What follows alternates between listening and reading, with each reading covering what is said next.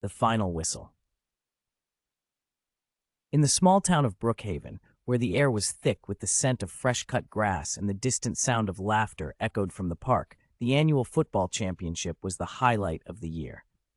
This year, the stakes were higher than ever, with the local team, the Brookhaven Hawks, vying for their first title in over a decade.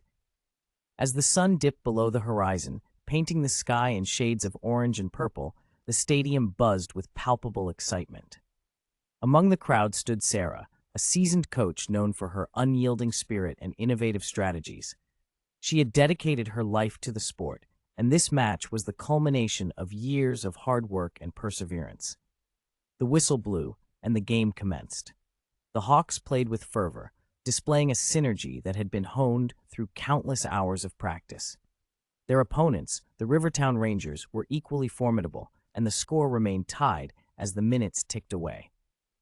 With only 5 minutes left on the clock, Sarah noticed a weakness in the Rangers' defense. She signaled to her star player, Jake, a young talent with an uncanny ability to read the game. With a swift pass and a daring run, Jake broke through the defense and found himself one-on-one with the goalkeeper.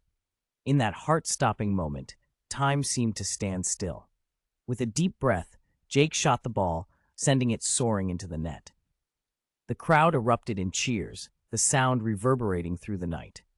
As the final whistle blew, Sarah's heart swelled with pride.